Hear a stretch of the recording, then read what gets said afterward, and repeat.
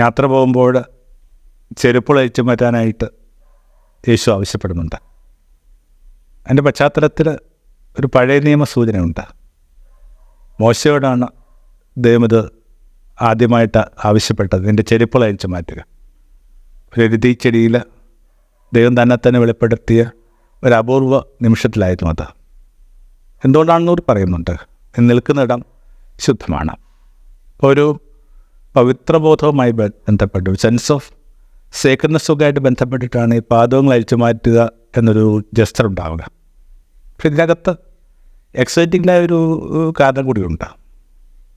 മോശ പിറന്നത് അടിമവംശത്തിന്. അടിമകൾക്ക് ചെരുപ്പ് ധരിക്കാനായിട്ട് അവകാശമില്ല. മോശ എടുത്തു വളർത്തിയ കൊട്ടാരം. സ്വാഭാവികമായിട്ട് കൊട്ടാരത്തിൽ വളർന്ന ഒരു കുട്ടിയെന്ന നിലയിൽ, ഒരു ചെറുപ്പക്കാരൻ നിലയിൽ മോശ വിലപിടിപ്പുള്ള പാദങ്ങളൊക്കെ ആയിട്ട് ഇപ്പോൾ പരിചയപ്പെട്ടു. അപ്പോൾ അയാൾക്ക് അയാളുടെ തന്നെ വംശത്തിലേക്ക് മടങ്ങി വരണമെങ്കിൽ ആദ്യം ഒഴിവാക്കേണ്ടത് ഈ കാലിൽ അണിഞ്ഞിരിക്കുന്ന ചെരുപ്പെന്ന് പറയുന്ന ഒരു ബാധ്യതയാണ്. മോശ അന്ന് ചെരുപ്പഴിച്ച് മാറ്റിയത്. പിന്നീട് അയാൾ ഒരിക്കലും ചെരുപ്പ് ധരിച്ചിട്ടില്ല എന്നുള്ളതാണ് യഹൂദ ഒരു പാരമ്പര്യം, വിചാരം. എന്തിനകത്തും നമ്മുടെ പരിസരത്തിൽ നമ്മൾ വേർതിരിക്കുന്ന ചില ഘടകങ്ങളെ കണ്ടെത്തി ഉപേക്ഷിക്കാനായിട്ടുള്ള ഒരു വിവേകമ പ്രകാശമുണ്ടായെന്നത്. എന്തിനായിരിക്കണം? രാമകൃഷ്ണ പരമഹംസൻ എന്ന് പറയുന്ന ആ വലിയ പ്രകാശമുള്ള ആചാര്യൻ ഒരു പ്രത്യേക ഘട്ടത്തിൽ വെച്ച് തൻ്റെ ആ ഒരു പവിത്ര ചരട്, ഒരു പൂണൂലെന്ന് നമ്മൾ വിളിക്കുന്നൊരു കാര്യം പൊട്ടിച്ചു കളഞ്ഞത്. ഈ ഒരു ചരട് തനിക്ക് ചുറ്റുമുള്ള സാധാരണക്കാരായ മനുഷ്യരിൽ നിന്ന് തന്നെ വേർതിരിക്കുന്നൊരു ബോധമുള്ളിൽ പ്രകാശിച്ചപ്പോഴാണ് താനിങ്ങനെ കുറച്ച് പേരുടെ മാത്രമല്ലെന്നും എല്ലാവരുടെയുമാണെന്ന് വെട്ടം കിട്ടിയ ഒരു ആചാരം ചെയ്ത ജസ്റ്ററായിരുന്നു അത്.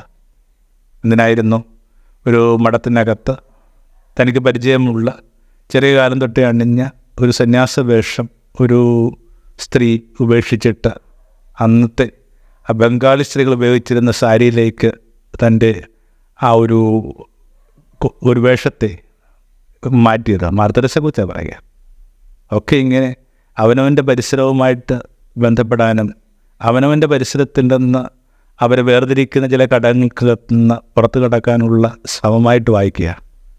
ചുരുക്കത്തിൽ സ്പിരിച്വൽ നമ്മൾ വിശേഷിപ്പിക്കുന്ന പല തീരുമാനങ്ങളും വാസ്തവത്തിൽ അതിൻ്റെ ബോധത്തിൽ കൃത്യമായ പൊളിറ്റിക്കലായ തീരുമാനമാണ്. ഒരാൾ കുറേ കൂടി പൊളിറ്റിക്കലായിട്ട് ചിന്തിക്കുന്നതാണ് സ്പിരിച്വൽ എന്ന് എനിക്ക് പലപ്പോഴും തോന്നാറുണ്ട്. 3 സൂചനകളുണ്ട് ഈ ചെരുപ്പിടാത്തുള്ള സഞ്ചാരത്തിന്. അതിൽ ഒരെണ്ണമെന്ന് നമ്മുടെ ഒരു പ്രഭാത വിചാരത്തിനായിട്ട് എടുത്താൽ നല്ലതായിരിക്കും. വോക്ക് സ്ലോലി, മെല്ലെ നടക്കുക. വളരെ വേഗത്തിൽ മനുഷ്യൻ നടക്കുന്നുള്ളൊരു അപരാധം നമുക്ക് ചുറ്റും സംഭവിക്കുന്നുണ്ട്. പണ്ട് ഒരു ബുദ്ധഗുരു ഒരു പോലീസ് ഓഫീസർ സങ്കടപ്പെട്ട കണക്കാണ്. 8 വരി പാത.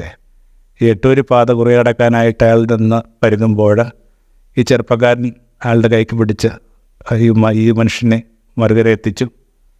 എന്നിട്ട് കൈവിട്ട് പോകുമ്പോഴേക്കും ഈ ആചാര്യൻ, വയോധികനായ ആചാര്യൻ, ആ ചെറുപ്പക്കാരൻ്റെ കൈക്ക് പിടിച്ചിട്ട് ഇങ്ങനെ ചോദിച്ചു, എൻ്റെ കാര്യം പോട്ടെ, പക്ഷേ ഒരു മുടന്തനായൊരു കുട്ടി എങ്ങനെ നിങ്ങൾ 8 വരി പാത കുറേ കടക്കും? നമ്മളുടെ അമിതവേഗങ്ങൾക്കിടയിൽ ആരൊക്കെയാണ് കുറുകെ കടക്കാനാവാതെ ഭയന്നും ആകുലപ്പെട്ട് നിൽക്കുന്നത്? Thank you.